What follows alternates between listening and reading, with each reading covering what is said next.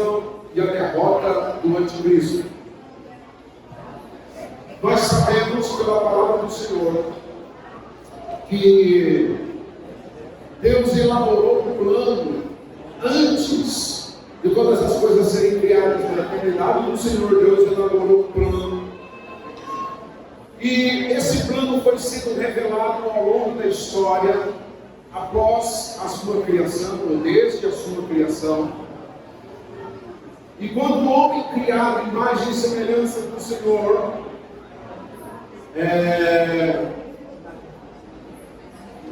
caiu, Deus revelou o plano, o propósito de resgatar esse homem que foi criado em imagem e semelhança do Senhor. Porém, um outro personagem, além de Deus Pai, Deus Filho, Deus Espírito Santo, do homem ter sido criado, mulher.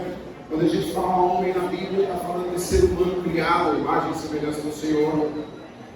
Porém, um outro personagem aparece, um terceiro personagem aparece na história, nesse plano de Deus, e esse personagem é Satanás, o maligno, o anjo do mal, o antigo Lúcifer, que foi caído e se tornou adversário, o inimigo.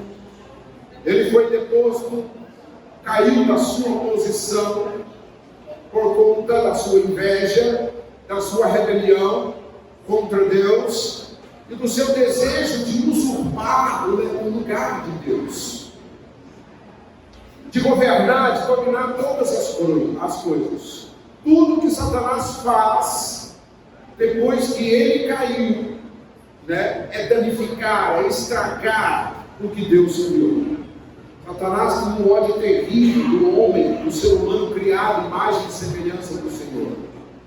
Porque esse homem é alvo do amor de Deus. Deus nos ama poderosamente e Satanás não recebe esse pacto do amor de Deus por conta da sua obra, da natureza caída que ele se tornou. Além disso, ele é imitador de Deus. Satanás, ele quer imitar Deus em tudo, ele quer ser Deus, ele quer ser como Deus, porque a sua natureza é essa. Porém, ele é, em sua essência, aquele iníquo, o maligno. Ele não consegue fazer nada de bom, tudo é ruim, tudo é maligno. Mas em seu plano, ele imita Deus. E Satanás também tem um plano, assim como Deus tem plano. Exemplo, Deus planejou com Cristo no seu projeto eterno. Está na palavra. Satanás projetou, planejou o anticristo, o homem da iniquidade. Que a palavra do Senhor fala. Aquele que vai ser o ícone, a personificação do homem da bondade. Deus preparou o ministério de redenção através do seu Filho unigênito. Satanás preparou o ministério da iniquidade, que opera desde a sua estada nesse mundo, de destruição do homem através da sua criação. Esse homem da iniquidade vai surgindo pouco a pouco, sendo revelado, sendo mostrado. 2 Tessalonicenses 2, versículos 7 e 8, a palavra do Senhor diz assim: com efeito, o mistério da iniquidade já opera, o mistério da iniquidade já opera, e aguarda somente que seja afastado aquele que agora o detém.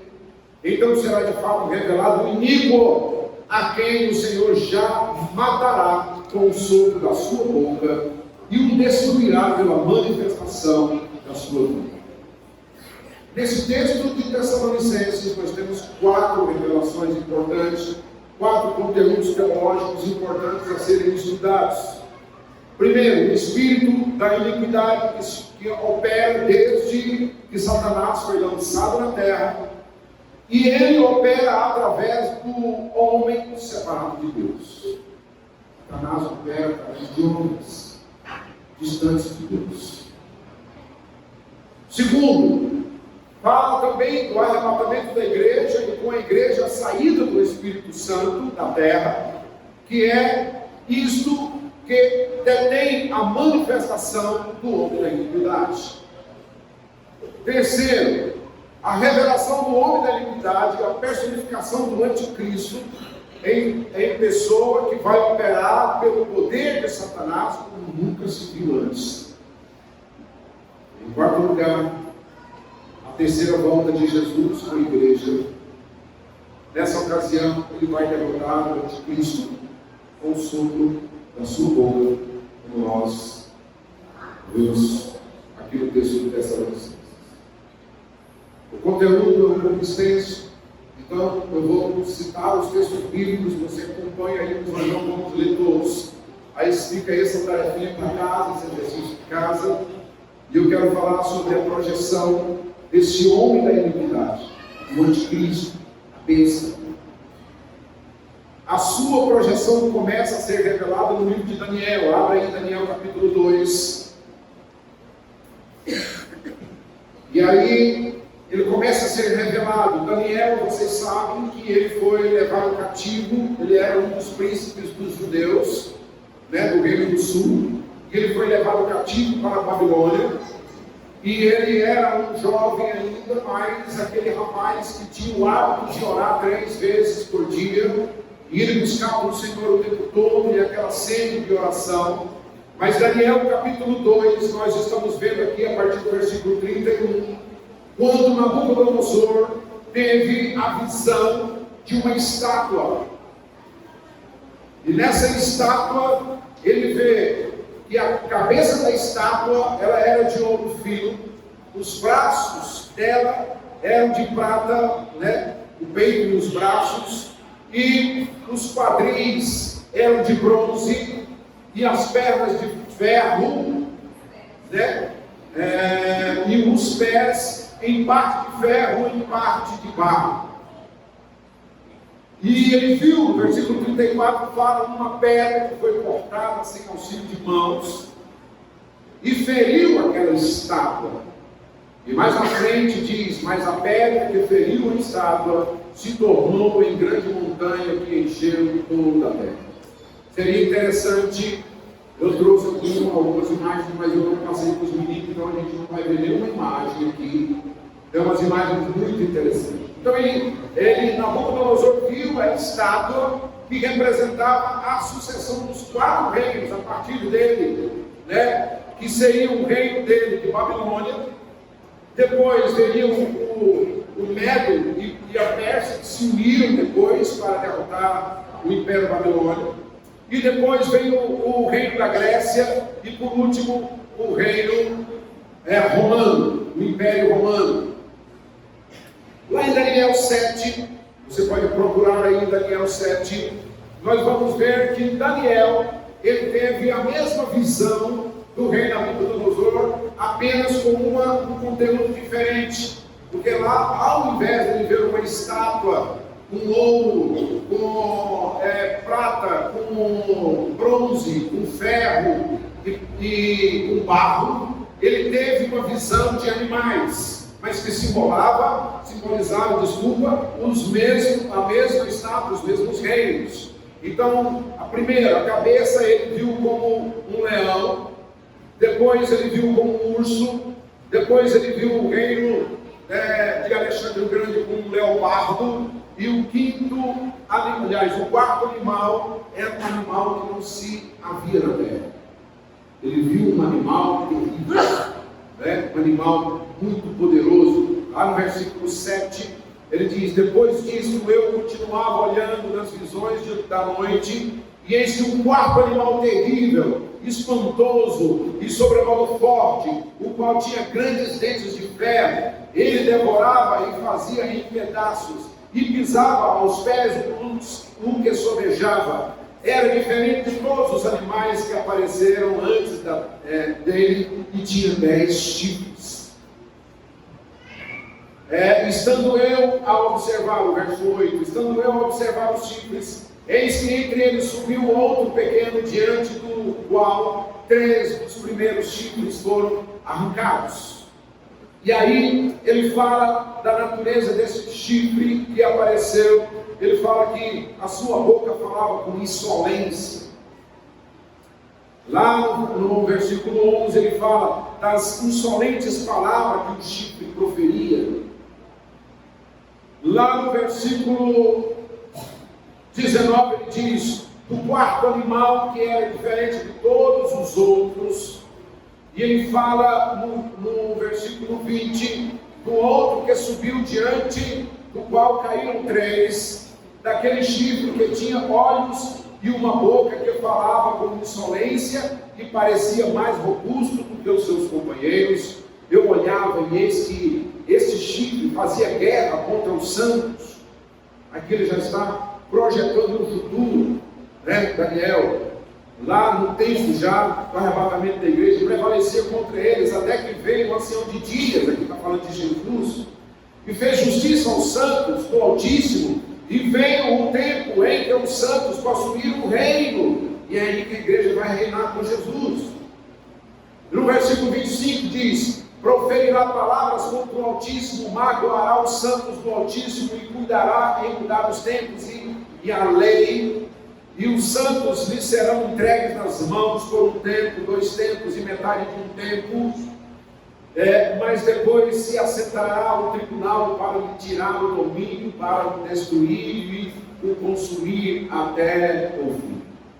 E aqui está falando ainda do anticristo reinando em Jerusalém e o que ele faz com o povo de Israel. O levante. Para Nabucodonosor, o Senhor deu a visão de uma estátua que representava apenas a sucessão dos reinos a partir dele. Para Daniel, o Senhor deu o sonho com os 4 animais, isto é, a revelação da natureza, da personificação da natureza dos reinos e mais o surgimento do anticristo. E a Bíblia diz visto por Daniel. Isso aconteceu, irmãos, se não estou enganado, há cerca de 2.500 anos atrás. Essa visão de Nabucodonosor, a visão de Daniel. O quarto animal, ele chamou a atenção de Daniel. Esse é diferente de tudo, o quarto animal. Que já poderia alguém ter visto alguma coisa parecida na terra. Não existe. O animal era terrível, assombroso, ele tinha dentes de ferro, ele dominava sobre todos, era um domínio poderoso. Esse era o Império Romano que surgiu e dominou o mundo naquele tempo. O maior que o mundo jamais tinha visto antes foi o domínio do Império Romano. Ele governava com ferocidade e poder. Quando, nesse cenário, Jesus nasce lá em Belém. O animal tinha 10 chifres. Daniel não pôde entender aquilo. 10 chifres têm 10 governos, 10 nações. Entre ele havia outro chifre, e que era pequeno, que surgiu ali naqueles 10, daquele animal. E esse chifre era o anticristo. Por esse texto sabemos que ele vai surgir do velho Império Romano. Não especificamente do Império Romano, mas daquela natureza de ser, daquela essência de ser, de governar de modo terrível, de derramar sangue, de ser, de trucidar, daquela maldade toda que foi o Império Romano. O Império Romano foi um dos impérios mais devastadores que houve na face da terra. Começando com as guerras lá atrás, ainda a gente pensando lá dos púnicas, no terceiro e segundo século antes de Cristo, na conquista ali do norte da África, entrou no domínio mundial, governando com dentes de ferro. O Império Romano era impiedoso, era arrasador, derramou muito sangue, uma carnificina, sangue em todo o seu processo de existência, até o seu fim. Alguns dizem que ele findou no século IV, mas por conta dos contextos religiosos e outras coisas, ele durou até o século XIV. O velho Império Romano começa a votar de novo e começa a tomar forma. E isso já aconteceu, esse processo. Ele cobre parte da Europa Ocidental, parte da Europa Oriental, da Iugoslávia, Tchecoslováquia, Polônia, Bulgária, România, inclui o Oriente Médio, Turquia, Irã, Iraque, parte do Egito e Norte da África. Abrangia a maior parte do mundo civilizado naquela época. Daniel disse que surgiu dentre esses reinos aqui 10 chifres, 10 nações que seriam cortadas desse velho império romano que está diante de nós hoje. Entre eles, o império surgiu no âmbito do chifre pequeno. Este é o anticristo. Sabemos que ele vem de algum lugar dessa região. O anticristo não virá dessas 10 nações, mas de algum lugar daquela região. Daniel capítulo 8 diz: o bode se engrandeceu sobremaneira, e na sua força quebrou-se-lhe o grande chifre, e em seu lugar saíram 4 chifres notáveis para os 4 ventos do céu. De um dos chifres saiu um chifre pequeno, e se tornou muito forte para o sul, para o oriente e para a terra gloriosa que é Israel. A gente precisa falar do Império Grego. Alexandre o Grande, ele veio antes do Império Romano, e ele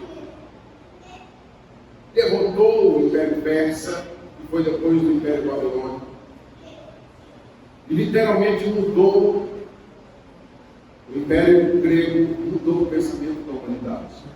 A cultura grega, ela passou disseminada a todos os povos, inclusive a democracia que nós falamos vem dos gregos, toda a cultura. Um dos maiores generais que a terra já viu foi Alexandre o Grande. A natureza do Império Grego era a natureza do leopardo, porque foi um império que cresceu muito rápido. Apesar de Alexandre o Grande ser um jovem, ter sido um jovem, porque ele morreu com 32 anos de idade, não teve filhos, e quando Daniel fala dos 4 chifres, ele está falando dos 4 generais de Alexandre o Grande, que combateram entre si, e eles saíram e tornou 4 reinos, formaram 4 reinos. Desses 4, Ptolomeu, Cassandro, Lisímaco, Seleuco.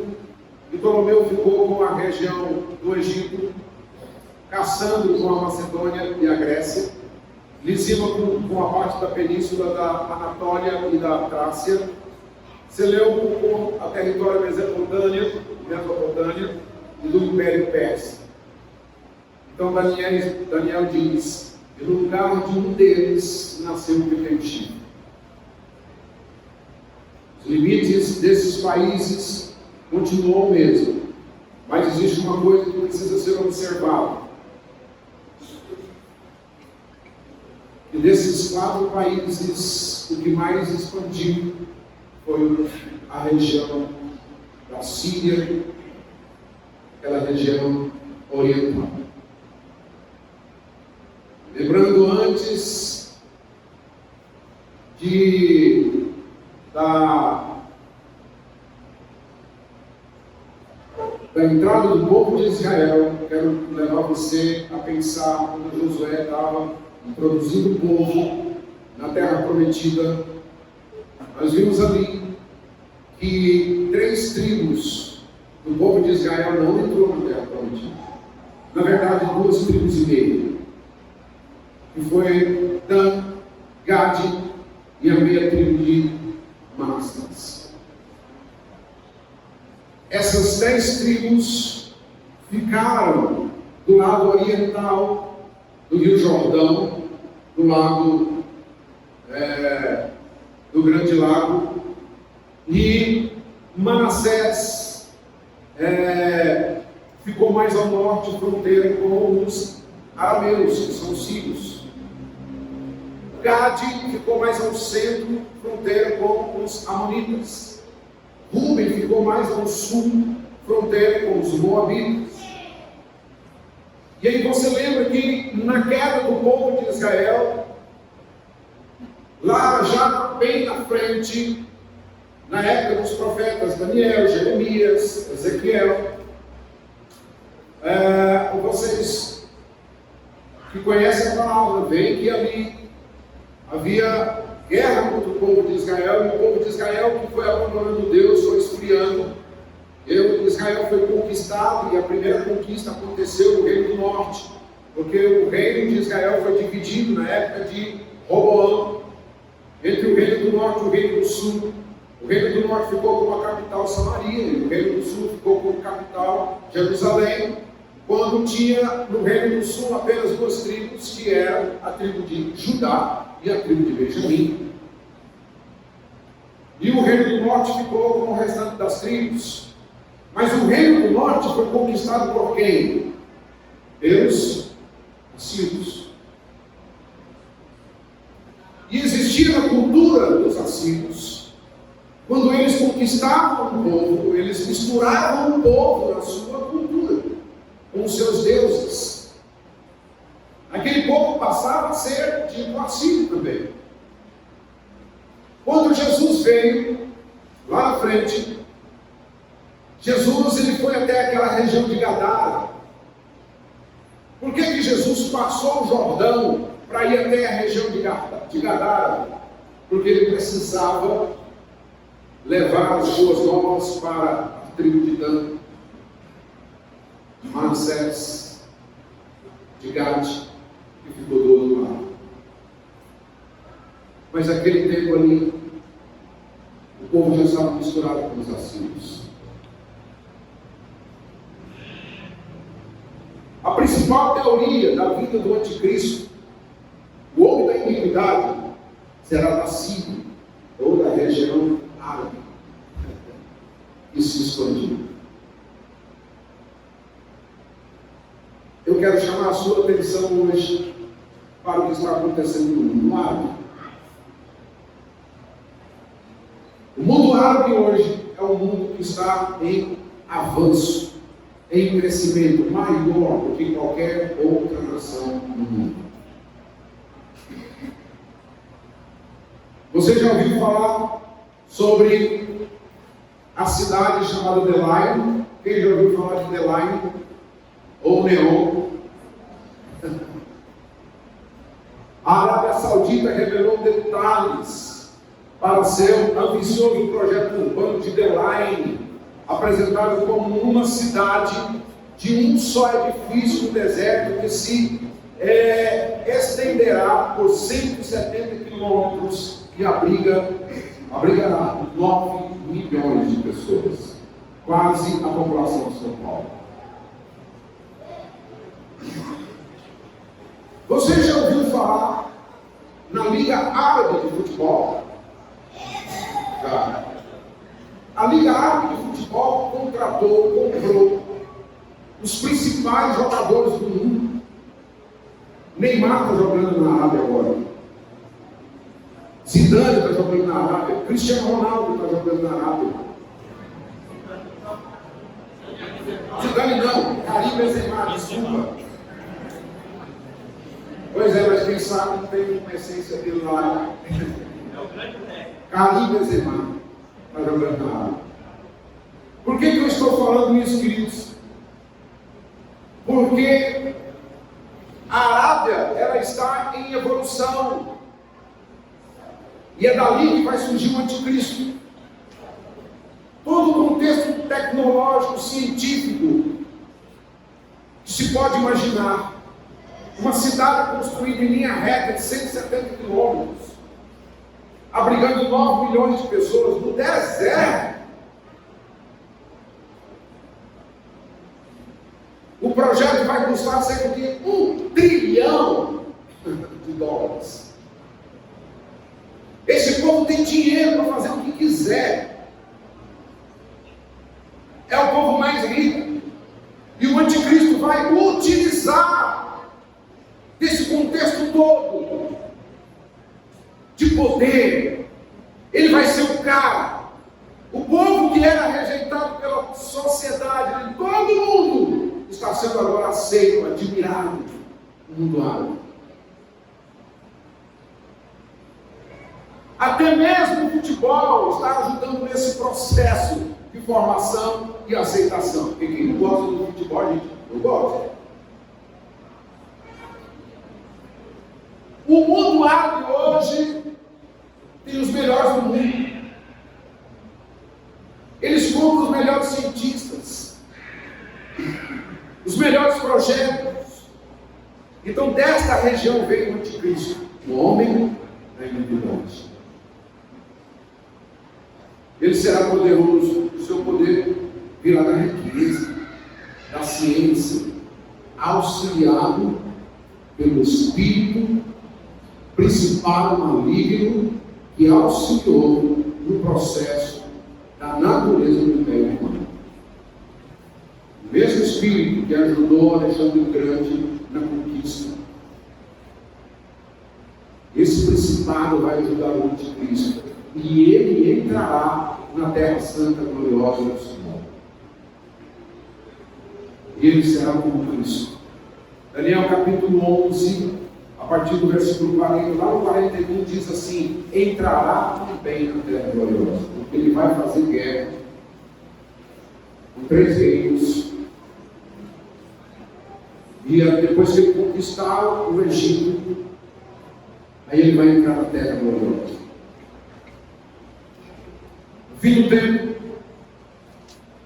lá no período da grande tribulação, logo antes de Jesus voltar, o rei do sul lutará com o anticristo. E esse rei do sul, aqui quando está falando o rei do sul, está falando apenas de uma localização que Israel é referência. Então a gente vê na Bíblia, Reino do Norte e Reino do Sul, está falando de Israel, para você se situar no mapa. Mas aqui no Reino do Sul não é Judá, é o Egito. Porque depois que ele conquistar o Egito, ele vai entrar na terra santa do Senhor. Então ele entrará na terra gloriosa também, na terra de Israel. Daniel não está se referindo aqui a nenhuma outra nação. Ele fala ao norte de Israel, que é a Síria, que vai conquistar e depois vai entrar na Terra Santa. E qual é o seu propósito? Qual é o propósito do anticristo? O desejo dele será conquistar e dominar o mundo ali em Israel. Eu quero ler um texto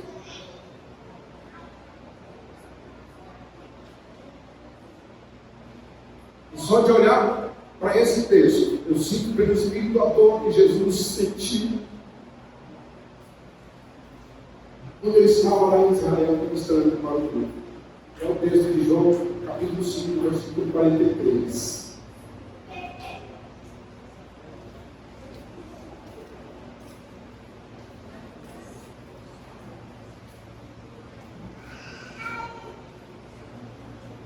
Jesus lutou durante 3 anos e meio, andando por todas as aldeias de Israel, até mesmo fora de Israel, avisando o povo: eu sou Cristo, eu venho em nome do meu Pai,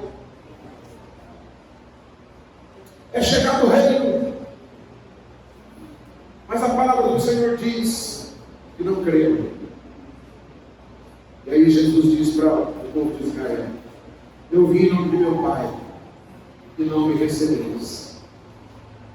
Ele diz: se outro vier em seu próprio nome, certamente o recebereis. Jesus aqui estava falando que o anticristo viria, como se fosse o Cristo, um poder de Satanás, um um espírito de engano, com muitos sinais,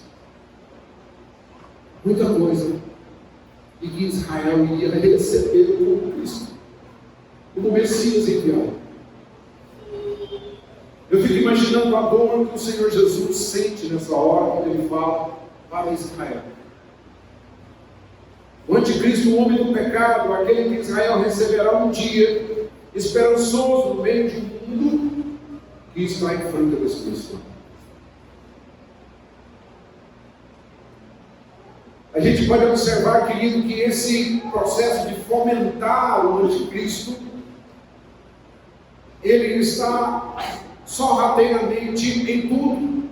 Até os filmes americanos estão fomentando a vinda ou a necessidade do anticristo. Todo mundo está dizendo que nós precisamos de um herói. Eu fico abismado de ver, às vezes eu assisto filmes como Independence Day, como outros filmes que tem aqueles heróis que salvam o mundo da destruição. Mas, gente, mas o ser humano é arrogante demais. Como é que consegue colocar um indivíduo, meio homem, meio Deus, meio sei lá o quê? Isso é uma besta. Porque tudo que não é naturalmente humano ou naturalmente criado por Deus, a Bíblia chama de besta. É besta. Meio homem, meio Deus, meio não sei de onde o super-homem, eu esqueci de onde que ele veio.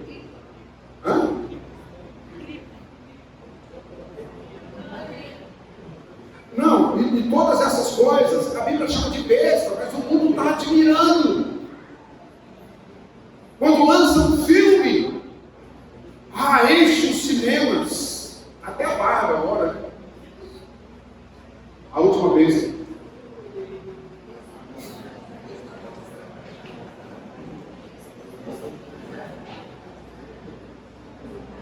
Esse homem que a Bíblia chama de besta terá um único propósito, que é dominar o mundo. Essa não é uma ideia nova. Satanás está inculcando no coração das pessoas que o mundo precisa do anticristo. Então, desde o princípio, ele está produzindo isso. O mundo admira homens e tem a necessidade de referência, de liderança. Existem admiradores dos Césares, de Hitler, de Águas, os uns de Stalin, Fidel Castro.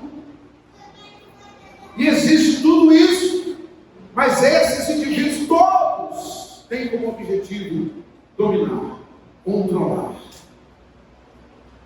a qualquer custo. Esse desejo está no coração dos homens, fomentado por Satanás, porque esse é o propósito de Satanás. Satanás vai tentar governar a partir do anticristo. Eles irão ao mais alto nível de extremidade. Eles vão fazer o que for preciso para chegar lá. Derramarão todo o sangue que for preciso, com boca de ferro, como se fosse um monstro destruidor, passando por cima de todos, pisarão em todos. Esse é o espírito que está no coração dos senhores comunistas, o domínio do mundo. Eu vou fazer um parênteses aqui.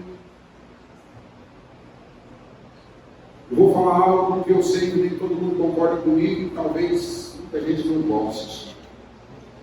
Eu sinceramente não estou falando aqui de Bolsonaro, não, mas o crente, servo de Deus, que apoia uma visão comunista, tem que orar a Deus de perdão ao Senhor, porque está auxiliando o espírito do anticristo que se levanta contra a igreja. Ah, mas a pessoa é boazinha, faz isso, faz aquilo, mas ele é do mal. Ele quer matar crianças no ventre das mães. Ele é usado pelo diabo. Ele quer sexualizar as crianças. Como agora surgiu aquele vídeo lá, não sei o que, cavalo. Ele quer destruir a família que Deus criou. Tem que pedir perdão, Senhor, por voltar, por ficar do lado, por apoiar, sei lá, fazer o quê. Nenhum crente concorda com uma coisa dessas. Nenhum crente que conhece a palavra, que sabe que esse espírito do anticristo, que ele vem crescendo e fomentando, até que o que ele está crescendo e fomentando se personifique numa pessoa que quer governar a terra, e ele vai lutar por isso. O único que vai conseguir detê-lo é o Senhor.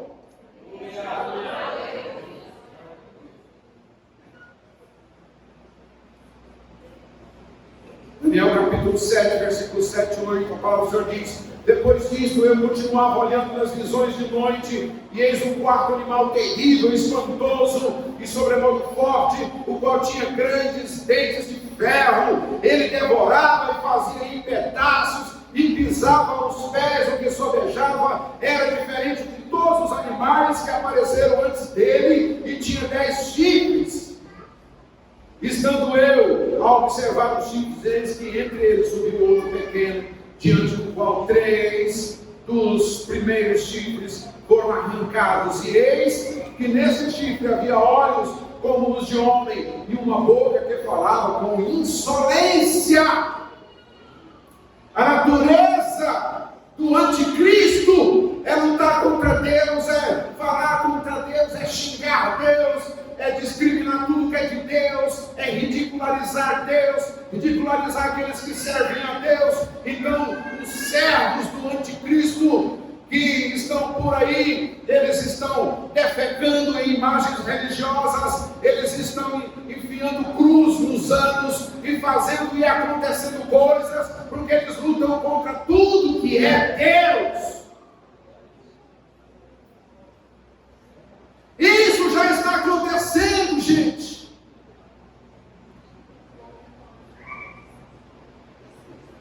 Uma boca insolente.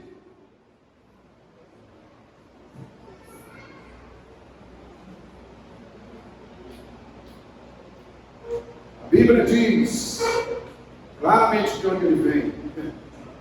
O número dele é 666. 666 significa número de homem. O primeiro, número 6, foi Adão. O segundo, número 6, foi Jesus, homem. O terceiro, número 6, é o anticristo. Ele é o 666. Apocalipse 17, 18. Diz: a besta que vive, era e não é. Ou seja, ela veio no Império Romano, causou aquela atrocidade, e aí Deus encostou um pouco para aparecer no futuro no anticristo. Está para emergir do abismo e caminha para a destruição. Então aquele espírito que ajudou Alexandre o Grande, e que depois dele veio o Império Romano, Deus pegou ele e lançou lá no abismo, falou: agora para um pouco. E depois disso nós viemos na evolução do tempo. Agora ele está sendo solto novamente, e Deus vai permitir que ele levante o anticristo e agir com esse poder maligno. E aqueles que habitam sobre a terra, cujos nomes não forem escritos no livro da vida, desde a fundação do mundo, se admirarão, vendo a besta que era e não é, mas aparecerá o anticristo. Seu caído, esse principado que ajudou na maldade dos reinos, Daniel 7, versículo 20. O texto diz: e também a respeito dos 10 chifres que tinha na cabeça, e do outro que subiu, diante do qual caíram 3, daquele chifre que tinha olhos e uma boca que falava com insolência, e parecia mais robusto do que os seus companheiros. É esse o chifre. E esses 3 países serão derrotados. Ele fala primeiro a sua capital lá em Babilônia, por isso a Bíblia diz: caiu a Babilônia. E depois ele vai transferir, porque Babilônia será o império mundial, aonde ele vai alcançar todo o seu egocentrismo, toda a sua glória. E aí ele vai colocar lá o seu governo, e depois ele aparecer na televisão, nos jornais do mundo, na mídia do mundo, todo mundo admirando aquele indivíduo. Aí ele vai aparecer na Terra Santa também. Ele será um cara muito admirado. E ele vai falar, fazer, e contar muitas narrativas, muitas histórias, muitas coisas esplendorosas e grandiosas, com muito poder de riqueza e com muita inspiração do principado maligno de Satanás. Ele vai enganar e dominar o mundo todo. Daniel 7:25 diz: proferirá palavras contra o Altíssimo, magoará os santos do Altíssimo e cuidará em mudar os tempos e a lei. E a gente já está vendo isso. E os santos lhes serão entregues nas mãos por um tempo, 2 tempos e metade de um tempo. Então, é a revolta contra tudo que é Deus. Ofender a Deus e falar contra Ele.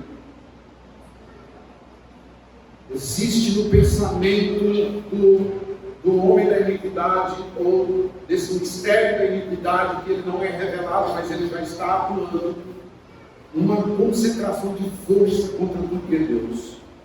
O que é mais perverso, mais negro das trevas, e entrará em todos os lares, e isso já está acontecendo, através das mídias, através da televisão. Os pais precisam ficarem alerta, porque o seu filho vai ser uma vítima da maldade do anticristo que está entrando na sua casa, através de todas essas coisas, para escravizar e colocar mentalidade, sexualizando as crianças, colocando a homossexualidade nas crianças, colocando todo esse sentimento maligno que é da base do anticristo. Ele está fazendo com que o adultério é normal, com que o sexo seja normal, de todas as formas, de toda forma de sexualidade pecaminosa, perversa que existe. Ele está trazendo essa ideia e as pessoas estão aceitando que tudo isso é normal. Mas aí eu quero dizer, irmãos, que a igreja está aqui para dizer que não. Você não pode ser uma vítima.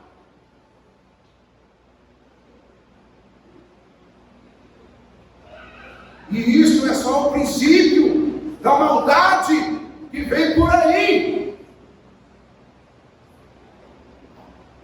Daniel 8:11 diz: sim, engrandeceu-se até o príncipe do exército, dele tirou o sacrifício diário, e o lugar do seu santuário foi deitado abaixo.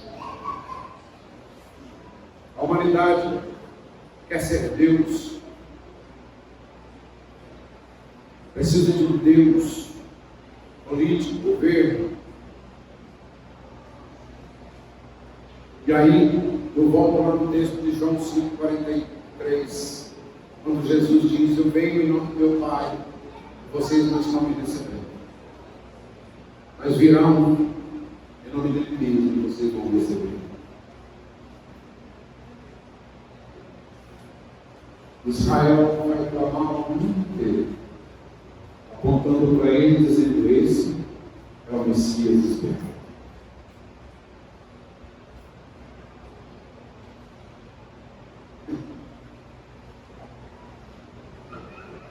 esse cara vai ter o poder na terra que só Jesus tinha. E um homem veio antes dele. E ele vai fazer um pacto de 7 anos com Israel, de não agressão a Israel, e depois ele vai quebrar esse pacto bem no meio. E são os 3 anos e meio de Daniel.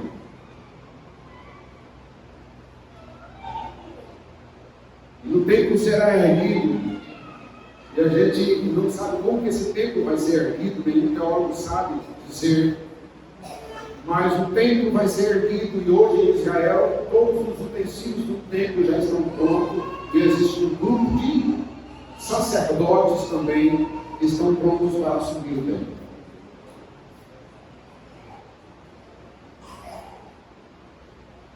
Mas por ser ele, talvez, aí um pensamento meu, por ser ele talvez de uma linhagem judaica árabe, síria, talvez ele vai agradar os dois lados, não sei. O templo vai ser erguido, Israel vai recomeçar o sacrifício, e ele mostrará quem ele é realmente depois disso, e levantará a sua própria estátua. Nesse tempo, e vai ser bem no Santo dos Santos, porque ele quer tomar o lugar de Deus. Será capaz de falar conforme um falso profeta, que ele vai ter um falso profeta, demônio que capacita com o poder de Satanás. Daniel 8, versículo 24. O texto diz: grande é o seu poder, mas não por sua própria força. Causará estupendas destruições, prosperará e fará o que lhe aprouver, destruirá os poderosos e o povo santo. Por suas astúcias nos seus empreendimentos fará prosperar o engano, no seu coração se engrandecerá e destruirá a muitos que vivem despreocupadamente. Levantar-se-á contra o príncipe dos príncipes, mas será quebrado sem esforço de mãos humanas. Como diz lá Tessalonicenses, um sopro na boca do Senhor. Ele será o cara enganador do mundo. Versículo 11, capítulo 11, versículo 37. Ele fala do desejo de mulher, né? Ele fala de Jesus, nasceu da Virgem. Não terá respeito aos deuses e seus pais, nem ao desejo de mulher. E toda mulher almejava e desejava ser mãe do Jesus, né? Do Cristo. Nem qualquer Deus, porque sobre tudo se engrandecerá. No versículo 38 ele diz: dos instrumentos de guerra que serão o seu Deus, mas em lugar dos deuses honrará o Deus das fortalezas. E um Deus que seus pais não conheceram honrará com ouro, com prata, com pedras preciosas, coisas agradáveis. E no capítulo 7, versículo 26, a Bíblia diz o que vai acontecer com ele, mas depois se assentará no tribunal para lhe tirar o domínio, para destruir e consumir até o fim. O tribunal de Deus que vai julgar o anticristo.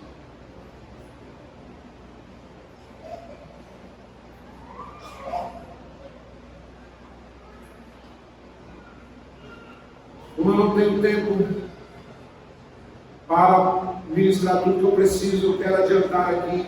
No capítulo 8, 25 diz: e ele se sentirá tão poderoso que vai se levantar até mesmo contra o príncipe dos príncipes e será quebrado. Então, quando ele se levantar contra Jesus, de fato, ele vai ver que existe alguém que é mais poderoso do que ele.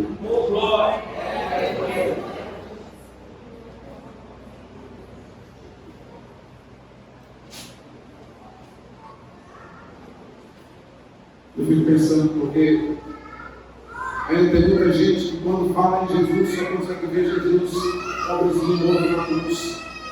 aquele Jesus bondoso que andava e pegava as criancinhas, ou que curava as pessoas, ou que ainda não entende que Ele é o Rei dos Reis, Senhor do Senhor, e Ele já foi arrebatado, que Ele está sentado diante de Deus Pai, e que Ele tem todo o poder do universo nas suas mãos, entregue pelo seu Pai, e que Ele virá, e esse Deus que tem fogo nos olhos, esse Deus é que vai com o sopro da sua boca derrotar o Cristo.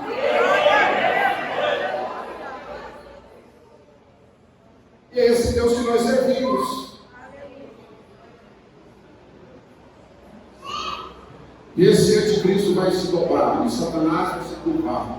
Depois vão dizer, como diz a palavra do Senhor, Filipenses 2, todo joelho se dobrará, toda língua confessará, nos céus, na terra e debaixo da terra, que Jesus Cristo é Senhor, para a glória de Deus Pai. Vai dizer exatamente isso.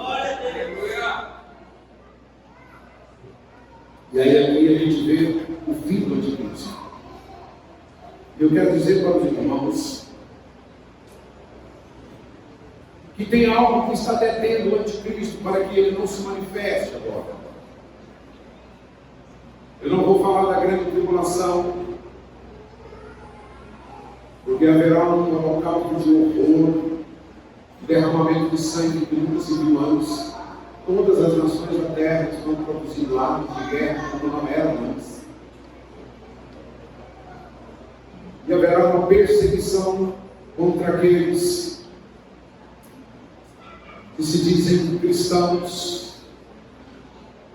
E aqui entra também o contexto teológico de algumas pessoas que dizem que a igreja vai passar pela grande tribulação. Eu pessoalmente não creio, porque a igreja está para deter o anticristo. Abra sua Bíblia em 1 Tessalonicenses 4,13.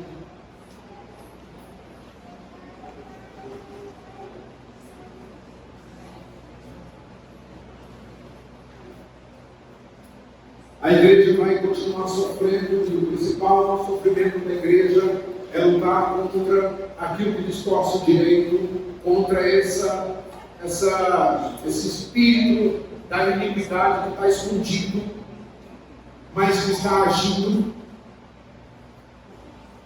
Então nós estamos lutando contra o pecado. A igreja ela está lutando contra o pecado. A igreja é aquela que profetiza contra o pecado. É aquela que fala a favor da santidade, da pureza, do serviço ao Senhor, do reino de Deus. A igreja é esse povo, e através da nossa vida de reunião, de louvor, de adoração, de pregação da palavra, nós estamos com o Espírito Santo de Deus detendo a chegada do anticristo. Até que o Senhor diga basta, aí ele vem e arrebata a igreja. E aí, depois que a igreja for arrebatada, haverá a manifestação do anticristo. Eu disse 1 Tessalonicenses, 2 Tessalonicenses capítulo 2, verso 7. 2 Tessalonicenses 2, 7. A palavra do Senhor diz: com efeito, o mistério da iniquidade já opera e aguarda somente que seja afastado aquele que agora o detém. O mistério da iniquidade, Paulo está falando que é um mistério, que é algo que está agindo no ser humano, mas que não é mostrado, que não é revelado. Existe um principado maligno, todas as obras das trevas. O plano de Satanás é implementar a iniquidade. Por isso o Senhor Jesus ele faz essa declaração: e por se multiplicar a iniquidade, o amor se esfriará de quase todos. Então isso aqui é um alerta para nós os crentes: não aceite a iniquidade. A iniquidade é do inferno. Os demônios estão trabalhando com tudo que ele pode, em sistema de governo, no cinema, no sistema de mídia, de televisão, de tudo para fomentar, para apresentar a iniquidade como sendo algo normal. Mas não é. Isso é um espírito maligno que está fomentando. Não deixe isso entrar na sua casa, na sua vida, nos seus filhos, na sua vida conjugal.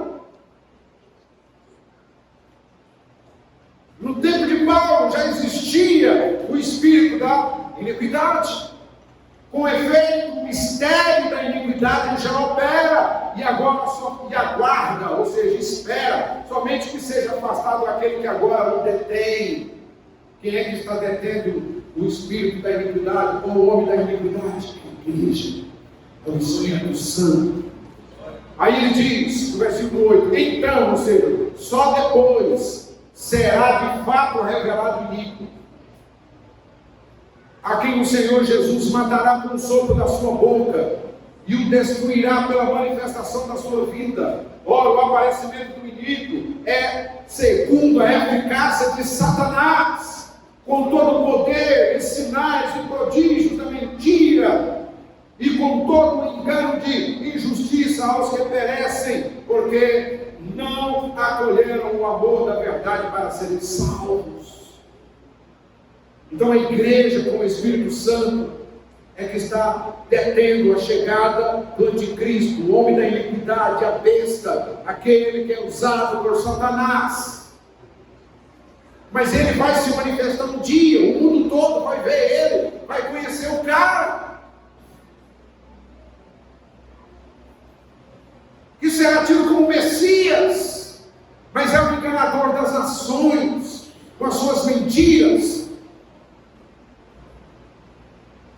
E a igreja precisa se reunir, orar, se santificar, buscar perfeição.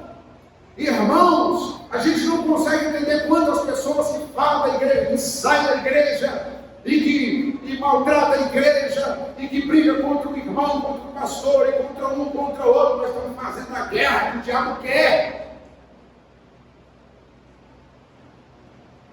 Você que está aqui hoje é privilegiado, porque os seus olhos estão sendo abertos pelo Espírito Santo de Deus falando no seu coração. Mas você poderia estar no meio do lago, tomando banho, fazendo churrasco, comemorando o aniversário ou qualquer outra coisa, você está aqui. E hoje o Senhor alerta a igreja. A igreja é que detém a chegada do anticristo. Até que o Senhor fala, peraí, chegou a hora da igreja ser arrebatada. E quando a igreja for arrebatada, o Espírito vai com a igreja. E aquele que ficar vai ficar sozinho para enfrentar o anticristo. Deus não preparou a igreja para lutar contra o anticristo. Quem vai lutar contra o anticristo é Cristo. E vai vencer com o sopro da sua boca. Os que ficarem serão aqueles que vão passar pela grande tribulação, pela perseguição, e que são mortos pelos dentes de ferro do mesmo Espírito que formou o Império Romano. Perseguição sangrenta. Fala para o seu vizinho, Deus me livre, eu já quero ir logo.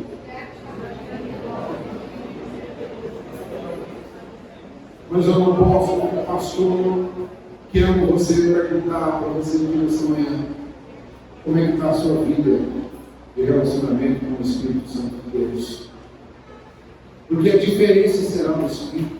O apóstolo Paulo escreve lá em Efésios dizendo que o Espírito Santo em nós é a garantia da nossa salvação. Ele é o penhor da nossa salvação. Quem tem o Espírito tem o Senhor, quem não tem o Espírito não tem. E nós estamos vendo, queridos, que todo esse cenário do anticristo já está montado. O Senhor vai voltar a qualquer hora.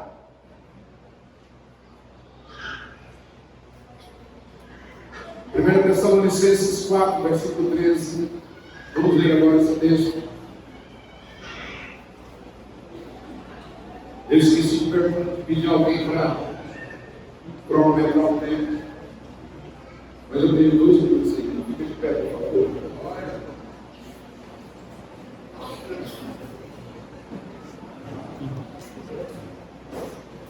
Quero dizer para você que essa palavra é apenas uma introdução do assunto. Você vai ter que levar isso no coração e estudar na sua casa. E a Igreja Batista Sião, ela acredita para os bereanos, isso é um trabalho para os bereanos,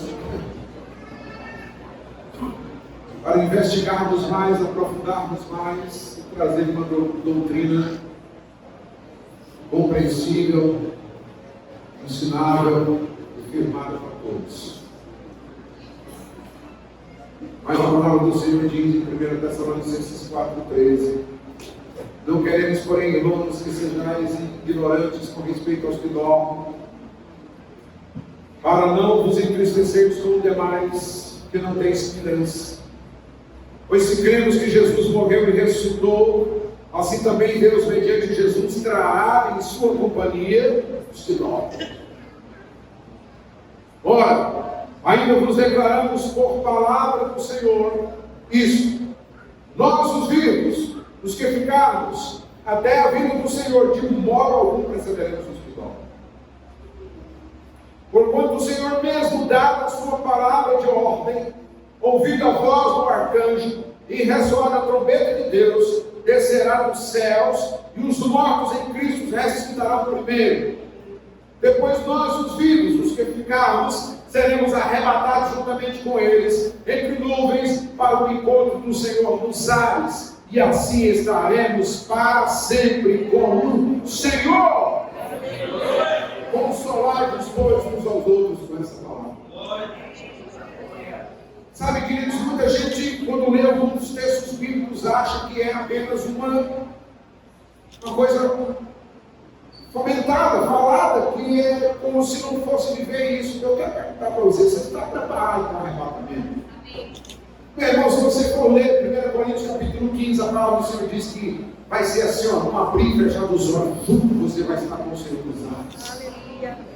De lá de cima você vai ver aquela terra azul, os mares, e você vai ver as estrelas, e o Senhor vai nos levar até o paraíso, né? Vamos ficar com o Senhor lá. Enquanto isso, o Espírito Santo vai estar agindo aqui. O anticristo vai estar agindo aqui. E nós estaremos com o Senhor nas rodas do Cordeiro, até que de repente tudo vai mudar. Chegou o tempo do Senhor vir para vencer o anticristo e a igreja reinar com o Senhor. Isso é uma realidade. Você tem que levantar todos os dias de manhã e dizer: Senhor, eu creio nessa verdade, é por isso que eu estou vivendo, eu estou pagando o preço para a minha vida, Senhor, eu quero viver essa verdade, eu estou pronto, Senhor. Ora vem, Senhor Jesus. Mas eu ainda quero ler um texto ainda, um pouquinho longo, mas eu sei que você é paciencioso. Apocalipse capítulo 19, nós vamos fechar com esse texto. Nós lemos a parte inicial aqui, do início do culto, a primeira parte desse texto. Eu quero fechar, porque esse texto mostra todo esse contexto. Então, Apocalipse 19.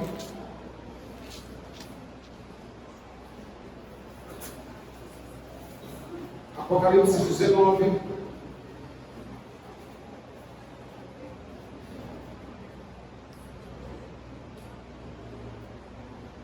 texto diz assim: depois dessas coisas vi no céu uma como grande voz de numerosa multidão, dizendo: aleluia, a salvação e a glória e o poder são do nosso Deus, porquanto verdadeiros e justos são os seus juízos, pois julgou a grande meretriz que corrompia a terra com a sua prostituição, e das mãos dela vingou o sangue dos seus servos. Segunda vez disseram: aleluia, ou seja, outro episódio, e a fumaça sobe pelos séculos dos séculos. Os 24 anciãos e os 4 seres viventes prostraram-se e adoraram a Deus que se acha sentado no trono, dizendo: amém, aleluia. Saiu uma voz do trono exclamando: dai louvores ao nosso Deus, todos os seus servos, os que o temeis, os pequenos e os grandes. Então ouvi uma como voz de numerosa multidão, como de muitas águas e como de fortes trovões, dizendo: aleluia, pois reina o Senhor nosso Deus, o Todo-Poderoso. Alegremos-nos e exultemos e demos-lhe a glória, porque são chegadas as bodas do Cordeiro, cuja esposa a si mesmo já se ataviou. Pois me foi dado vestir-se de linho finíssimo, resplandecente e puro, porque o linho finíssimo são os atos de justiça dos santos. Então me falou o anjo: escreve, bem-aventurado aqueles que são chamados à ceia das bodas do Cordeiro. E acrescentou: são estas as verdadeiras palavras de Deus. Prostrei-me ante os seus pés para adorá-lo. Ele, porém, me disse: vê, não faças isso, sou conservo teu e dos teus irmãos que mantém o testemunho de Jesus. Adora a Deus, pois o testemunho de Jesus é o espírito da profecia. E o versículo 11, aqui o título diz: Cristo, vencedor da besta e do falso profeta. Vi o céu aberto, e eis um cavalo branco. O seu cavaleiro chama Fiel e Verdadeiro, e julga e peleja com justiça. Os seus olhos são chama de fogo, e na sua cabeça há muitos diademas. Tem um nome escrito que ninguém conhece senão ele mesmo.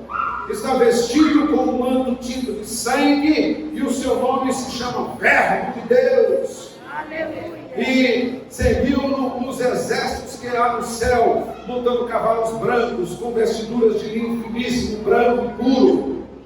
Sai da sua boca uma espada afiada, para com ela ferir as nações, e ele mesmo as regerá com cetro de ferro, e pessoalmente pisa o lagar do vinho, do furor da ira de Deus, do Deus Todo-Poderoso.